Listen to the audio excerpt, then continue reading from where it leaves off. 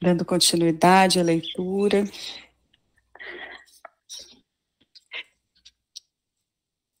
no capítulo Cessação do Sofrimento. Assim, libertar-se do acontecimento negativo, qual madeira podre que se arremessa nas águas do rio do esquecimento, é atitude de saudável sabedoria. Tal comportamento credencia o homem a ser perdoado pelo seu irmão, que o libera do pagamento dos momentos infelizes, não irradiando contra ele pensamentos destrutivos, ideias anestesiantes, que sempre são assimilados pelo fenômeno da sintonia mediante a consciência de culpa. Quando alguém se liberta do lixo mental, acumulado pela ignorância e pela futilidade, começa o seu restabelecimento espiritual e toda uma atividade nova se lhe apresenta favorável, abrindo-lhe espaço para a saúde. Nesse grupo de tentames edificantes está o auto-perdão. Considerando a própria fragilidade, o indivíduo deve conceder-se a oportunidade de reparar os males praticados, reabilitando-se perante si mesmo e perante aqueles a quem haja prejudicado. A perfeita consciência do auto-perdão não se apoia em mecanismos de falsa tolerância para com os próprios erros e pela negligência moral, conivência e imaturidade. Antes, representa uma clara identificação de crescimento mental e moral que propicia direcionamento correto dos atos para a saúde pessoal e geral. O arrependimento puro e simples, se não acompanhado da ação reparadora, é tão inócuo e prejudicial quanto a falta dele. Assim, o complexo de culpa é igualmente danoso, porque não soluciona o mal praticado, sendo, ademais, responsável pelo agravamento dos seus maus resultados. O auto-perdão compreende a posição mental a respeito do erro e a satisfação íntima ante a possibilidade de interromper o curso dos males causados, como arrancar-lhes as raízes encravadas em quem lhes padece a constrição. Será possível lograr o cometimento por meio de uma análise meticulosa dos fatores que levaram à ação reprochável, examinando outras alternativas que não foram utilizadas e que não teriam produzido os efeitos negativos, para depois predispor-se à oportuna reconsideração da atitude, liberando-se da desconfortável injunção de culpa conflituosa. Se ante a resolução de autorrenovação não se encontra receptividade por parte da vítima, não constitua esta recusa um novo motivo para atrito, senão estímulo para continuar-se com o propósito salutar, revestindo-se de mais paciência e tolerância, a fim de enfrentar-se à reação do outro, igualmente enfermo, e sem disposição, por enquanto, para liberar-se do mal que o entorpece. O auto-perdão ajuda o amadurecimento moral, porque propicia clara visão da responsabilidade, levando o indivíduo a cuidadosas reflexões antes de tomar atitudes agressivas ou negligentes, precipitadas ou contraditórias no futuro. Quando alguém se perdoa, aprende também a desculpar, oferecendo a mesma oportunidade ao seu próximo. O bem-estar que experimenta faculta-lhe a alegria de propiciá-lo ao outro, o ofendido, gerando uma aura de simpatia à sua volta, que se converte em clima de liberação do sofrimento. A cessação real do sofrimento, portanto, dá-se quando erradicadas suas causas, desaparecendo-lhe os naturais fenômenos das consequências.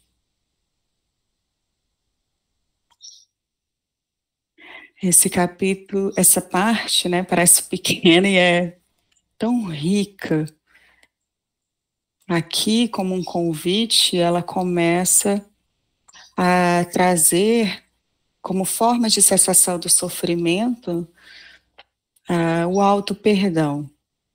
O auto-perdão dentro de um processo, né, que envolve a atitude consciente de perceber o que aconteceu e de buscar reparar quando a gente foi o causador daquela situação.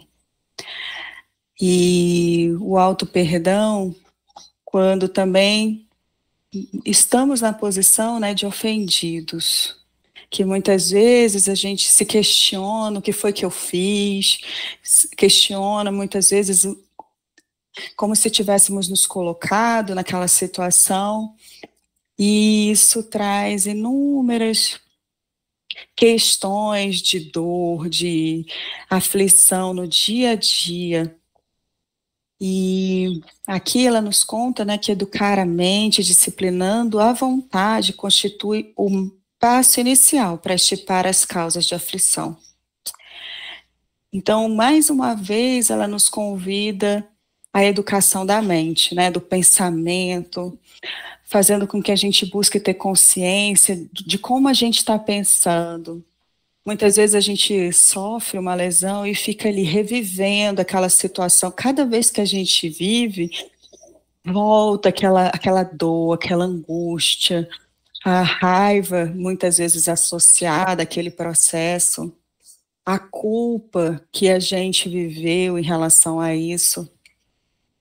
E aí ela nos convida, né, como um processo pedagógico de saúde, porque às vezes a gente fica pensando muito na cura, né, e a gente não pensa num processo de saúde que ele é muito mais estável, né, de uma vida, porque a cura às vezes envolve aquela situação, e quando a gente educa o pensamento, a gente tende a viver um processo de mais estabilidade, não que a gente não vá sofrer, mas que muitas vezes a gente já não fica tanto tempo naquela situação, remoendo, sofrendo, se martirizando, se machucando ainda mais.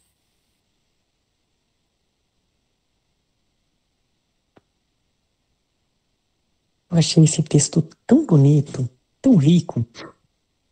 E essa questão do auto-perdão que a Jona trouxe, ela se abre de uma maneira tão ampla, porque primeiro traz com o primeiro ponto de humildade que a gente está aprendendo. Então a gente vai cair, a gente vai errar, a gente vai tropeçar em situações que às vezes são durante reencarnações, a gente tropeça.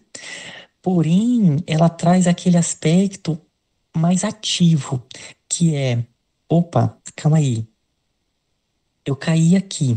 Quais foram as causas? Como é que eu posso consertar? Como é que eu posso me melhorar? Então, isso é um processo bem diferente da culpa.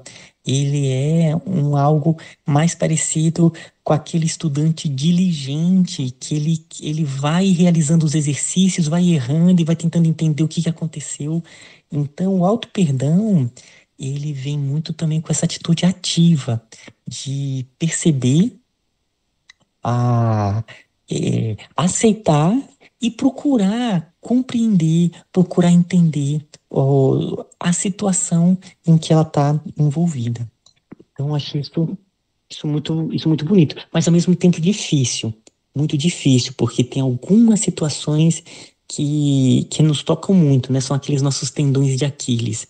Então, é, é algo que realmente necessita se trabalhar bastante para que possamos cada vez mais termos força, né? Aí a utilidade da reencarnação e das várias vidas. Como buscar reparação? A minha pergunta é porque, assim, às vezes, você passa pelo processo e você fica com a culpa. E aí e não dá mais para recuperar, não tem como fazer uma recuperação. Vamos dizer assim, no modo mais, assim, um erro profissional, vamos lá. Você comete um erro profissional, porque todo mundo erra, tá? E aí você até compreende, você vai estudar mais, você vai se tornar melhor profissional para não cometer aquele erro, né? Daqui para frente e tudo. Aí tudo bem. Mas você não tem como recuperar com aquela pessoa que você errou. E como é que se dá isso em todos esses níveis espirituais?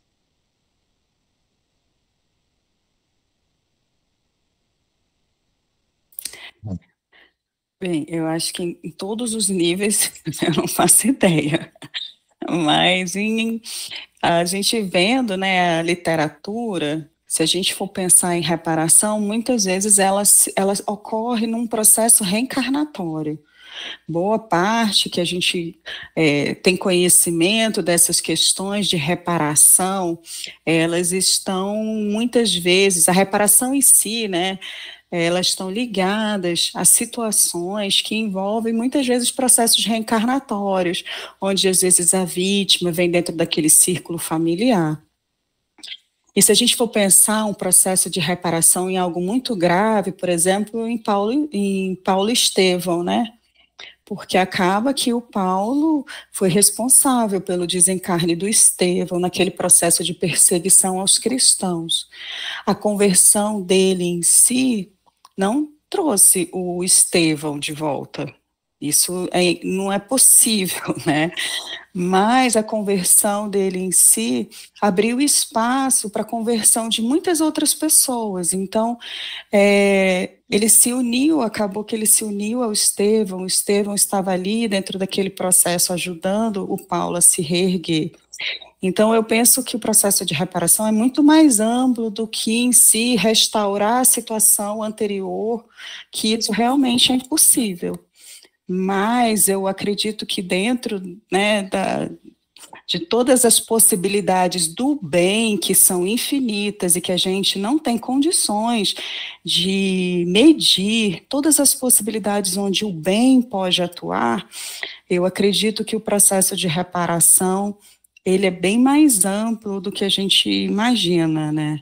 Então, às vezes, a gente não vai ver um processo de reparação tão direto dentro, por exemplo, de voltar uma coisa que foi errada, ela não tem como deixar de ser errada. Mas, às vezes, a reparação, né, está dentro de um processo bem mais amplo, de assumir a responsabilidade, de ir lá e tentar fazer com que aquilo tenha um impacto menor do que poderia acontecer. Agora, restaurar o status anterior, algumas situações, assim, de forma mesmo física, eu acredito que não tem condições de acontecerem. Pegando esse gancho aí, eu ia falar outra coisa do Ismael, mas pegando o gancho agora do Vem, depois eu volto para ele, é uma coisa muito interessante. A sabedoria divina, os nossos engenheiros siderais da nossa vida, veja só. Existe, como ela falou, exemplo de Paulo Estevão, existem situações nossa mesma, que nós temos atrás da gente um cacho de pecados, de tudo que você queira falar. Como é que o plano espiritual age com a gente? Dando certas profissões, como exemplo, o Ismael, professor. O professor, você já ameniza suas dívidas kármicas com o passado. Tem certas profissões que são assim: professor, médico, bombeiro, policial, todo mundo que está ligado à área social, enfermeiro, seja lá o que for, todo mundo está ligado a nisso, ele já tem um karma para amenizar, entendeu? Dá um desconto para ele. A sabedoria divina é muito fantástica, então ele pega essas profissões para fazer isso. Mas o que eu queria falar é que quando o Ismael falou antes, ele falou duas coisas sobre miótica que eu achei muito importante. Perceber e compreender. Por que eu falo assim? Olha só, primeiro parágrafo. Assim, liberte-se do acontecimento negativo, qual madeira podre que se arremessa nas águas do rio, do esquecimento, é a atitude de saudável sabedoria. Mas como você faz isso? De você ter que ter, porque você tem que perceber que você cometeu alguma coisa e compreender, porque a grande maioria acha que aquele cara merece aquilo, né? Acha que aquele cara merece ser enquadrado e que acha que isso, que acha que aquilo, a lei de Talião, sabe? Então, só o amor constrói para a eternidade, só amor. Que essa atitude saudável é deixar o amor tomar conta do ser. Esse trabalho que a gente faz aqui todo dia de formiguinha, porque isso aí, compreender que ser compreendido, amar que ser amado, isso aí faz com que a gente pegue essas tábuas podres e jogue no esquecimento nas zonas abissais. Nossa, que nunca mais volte, que assim seja. Obrigado.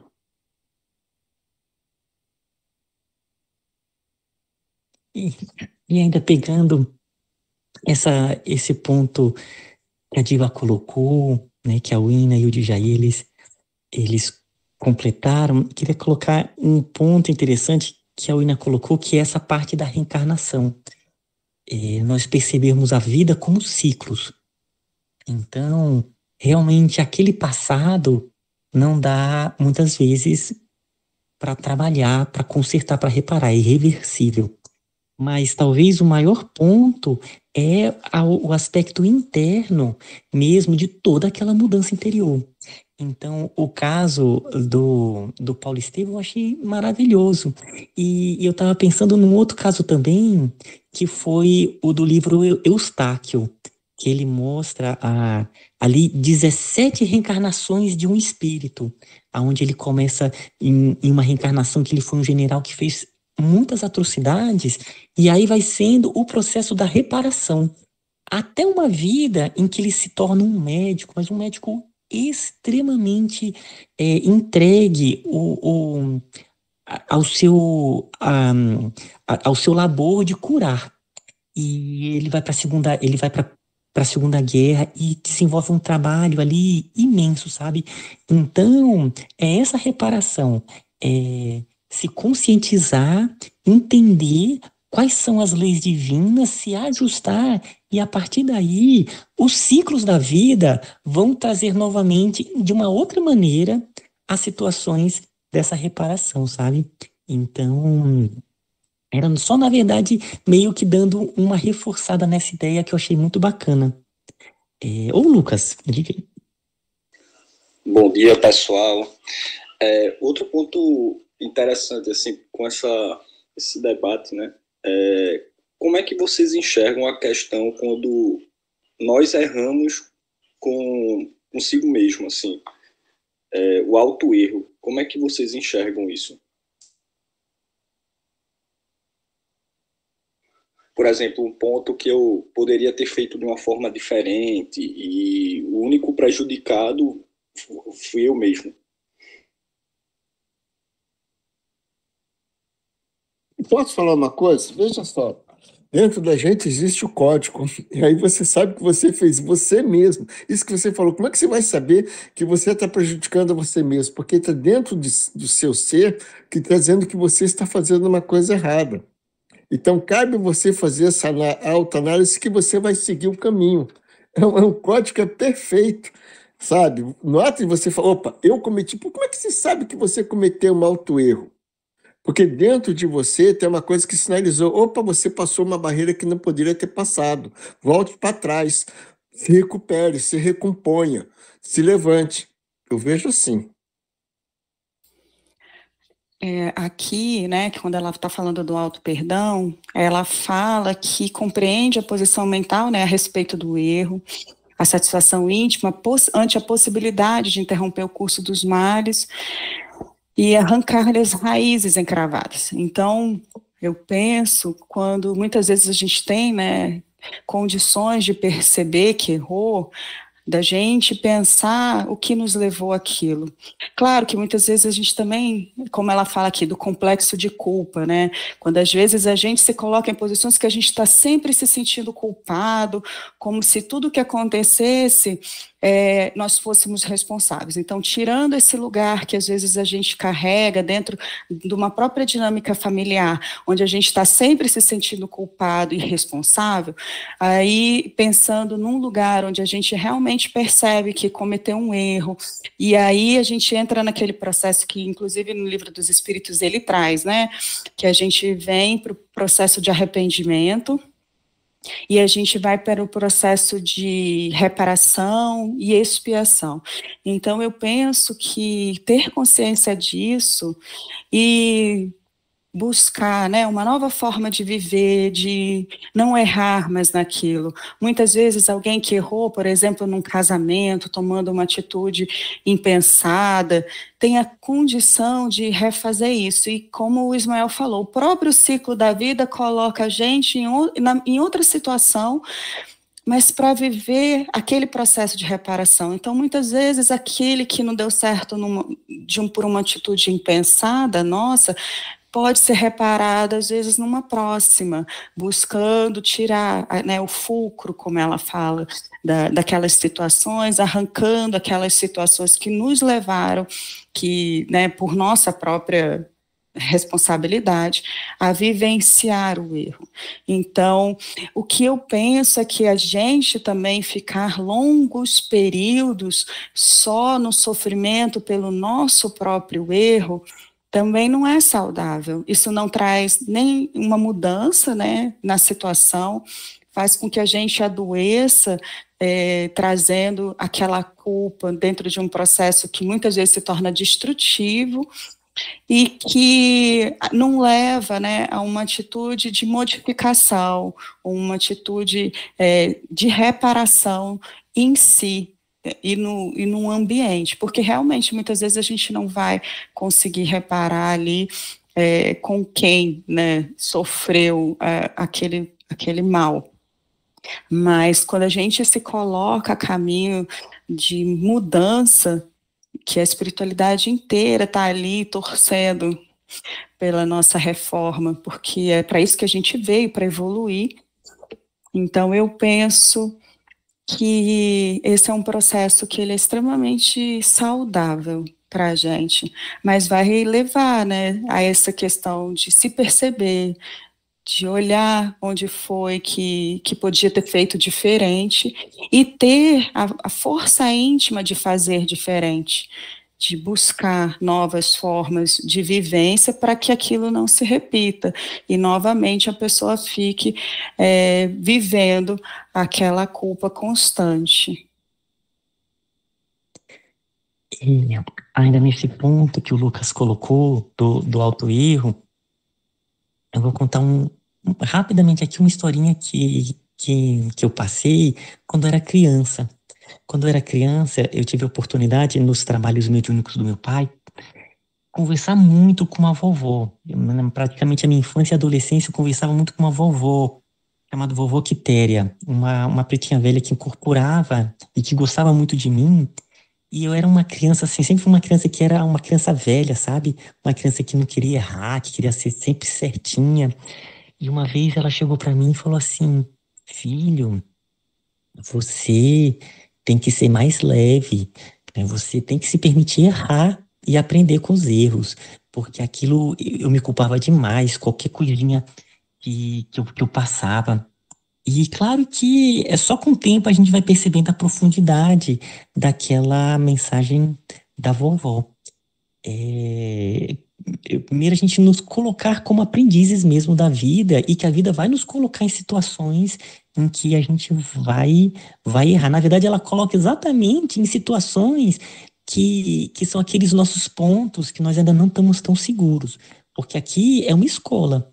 Então, é o aspecto mesmo de nos aceitar nessa condição de aprendizes, mas estarmos mesmo abertos nessa reparação e que é sempre pelo aspecto positivo. Ou seja, dependendo de qual foi esse auto-erro, é desenvolver o aspecto positivo daquela situação que acabou que por fraqueza a gente caiu. Então, como que podemos desenvolver as características que nos fortalecem nesse aspecto, sabe?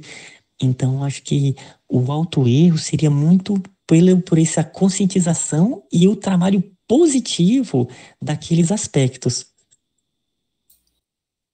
E eu quero aproveitar, assim, né? Porque a gente erra também pela ignorância, pela fraqueza, e a gente erra realmente, às vezes, por ter aquela forma de vivência como a única que é adequada, enfim. Então, errar, a gente vai errar. Né? Isso é algo que a gente precisa aprender a aceitar em si, porque senão a gente vai viver num processo que a gente não se perdoa, a gente vai ter uma exigência com a gente, com o outro, como se não pudesse haver erro, e a gente vai errar. E aí, o que a gente vai fazer com isso? Porque todos nós estamos em processo de aprendizado. Nós não chegamos ainda num processo, né, de vivência de espírito puro. Estamos ainda na vivência de espíritos imperfeitos. E aí a gente vai aprendendo, errando, acertando.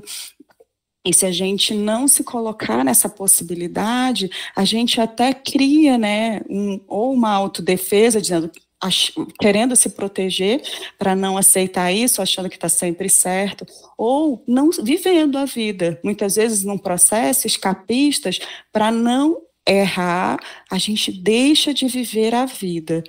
Então a gente vai errar, a gente vai acabar ferindo alguém, porque nesse processo de convivência vai acontecer, mas quando a gente perceber isso, o que a gente vai fazer com isso?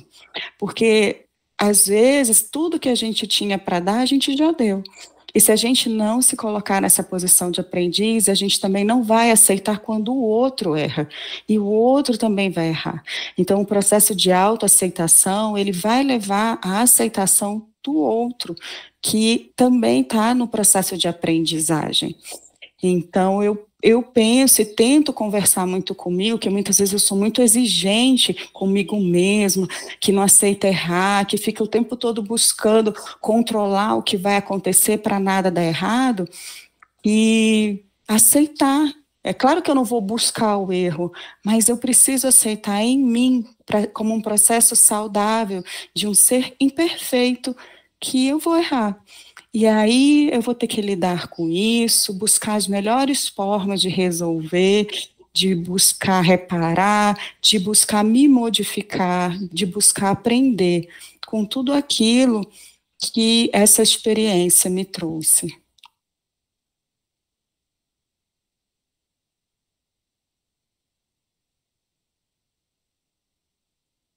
Ainda tem tempo? Um pouquinho? Bem, sim. Não, é só contar a historinha desses gurus lá da Índia, eu não sei qual, talvez vocês saibam, mas eu não me lembro qual é o nome, que a gente tinha um discípulo e o discípulo era assim, perfeito, queria ser perfeito, perfeito, perfeito, perfeito, perfeito. Aí ele era bom, ele era tudo, e aí o guru dele manda ele ir numa casa lá e roubar um negócio. Você sabe essa historinha? E aí ele vai e ele fica muito arrasado, porque ele era perfeito. E o guru manda ele roubar lá um treco na casa. Aí ele aceitou que o guru mandou, né? Foi lá e roubou. Aí, quando foi, ele chega, tá? Ele arrasado, se arrastando, vem e traz o que o guru mandou, né? Que ele tinha roubado. Aí, quando o guru entregou para ele entregou para o guru, agora vai lá e devolve. E aí ele quase foi morto, né, de vergonha de tudo, foi lá e devolveu. E eu me lembrei dessa historinha agora. Eu tô falando a grosso modo, mas é uma história aí que tem num livro desses hindus, uns gurus.